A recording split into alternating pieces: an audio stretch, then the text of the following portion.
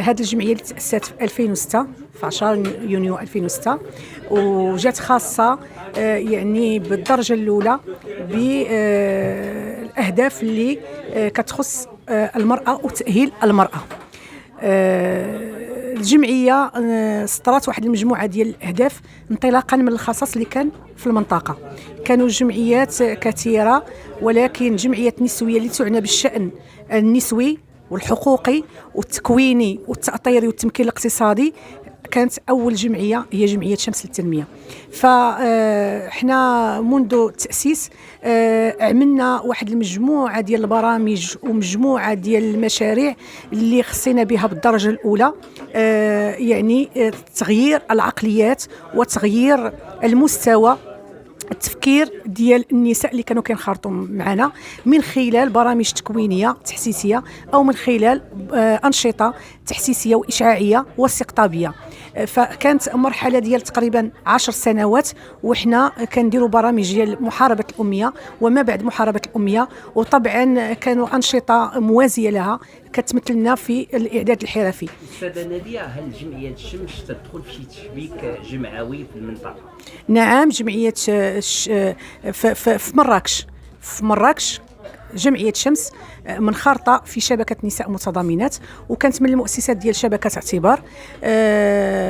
ولكن دابا العمل اللي عندنا بشكل جدي هو مع شبكة نساء متضامنات منذ 2006 منذ التأسيس ديال الجمعية.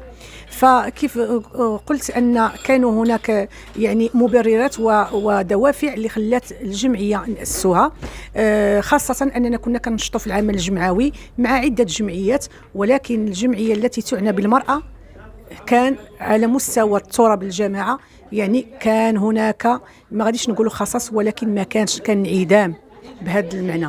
فاحنا درنا خطه في جمعيه شمس، درنا خطه عمل بدينا بما هو تحسيسي وما هو تكويني ودابا وما هو تأطيري، فانتقلنا لمساعده النساء وتأطيرنا في اطار التمكين الاقتصادي لهن من خلال انجاز برامج ديال التدرج المهني اللي بدينا فيه منذ 2010 الى يومنا هذا. تقريبا لحد الان الجمعيه يعني شحال الطرد ديال المشاركين والمشاركات تقريبا؟ هو في برامج محاربه الاميه راه كنا كل سنه كنأطروا على حسب يعني الشراكه. اقل عدد كنا كنأطروه هو 520 واكثر عدد كنا كنأطروه هو 1000. يعني منذ 2009 كنا 2006 ل 2009 كنا في اطار تطوعي، اما منذ 2009 ل 2017 فكنا في اطار شراكه مع نيابه وزاره التربيه الوطنيه بمراكش، ومن بعد منها جات الوكاله ديال محاربه الاميه. شاركتم الى جانب العمل يعني في قضيه الدعم، في قضيه برامج؟ بطبيعة الحال أننا هذه البرامج كنعرفوها بأنها مكلفة، كنعرفوها بأنها خاصها لوجيستيك، خاصها وسائل، خاصها إمكانيات. فإحنا درنا شراكات من 2009 وهذه الشراكات مؤطرة لا مع غرفة الصناعة التقليدية ولا مع نيابه وزاره التربيه الوطنيه. بالنسبه لغرفه الصناعه التقليديه هي صراحه ما كايناش الشراكه اللي هي مكتوبه، ولكن نقوم بالبرنامج تحت اشراف غرفه الصناعه التقليديه، وحنا اللي كنأطروه يعني بالمؤطرات اللي عندنا والحرفيات، وطبعا الدعم ديالو والتعويضات تتكلف بهم غرفه الصناعه التقليديه ومركز باب الطباق. هذا البرنامج شنو تقدري تقول لنا عليه؟ اللي يعني شاركت فيه 60 مشاركه، كاين انت الشعور ديال كرئيسه بعد التخرج ديالها؟ هذا البرنامج هو هذا مشروع اللي كنهضروا عليه، ولكن البرامج ديال التدرج المهني راه كل عام كتخرج ما بين 16 حتى 42 فتاه بين سن 16 سنه الى 30 سنه. وهذا عاد غادي نجي نهضر لك على المشروع. وهذا البرنامج انقذ العديد من الفتيات من الضياع وانهم ولاو كيرسموا هدف في حياتهم. وكاينه منهم اللي دارت مشروع مدير للدخل، كاينه اللي دارته بشكل يعني ذاتي بتمويل ذاتي، وكاينه اللي دارته عن طريق الجمعيه هي اللي تكلفت لها انها خدات لها مثلا الاليات وامكانيات باش تنفذ. اما بالنسبه للمشروع اللي درنا عليه الحفل اليوم، فهذا مشروع تحسيسي تكويني اللي درناه بشراكه مع فيدراليه رابطه حقوق النساء جهه مراكش، واللي تمويل مشترك من الاتحاد الاوروبي.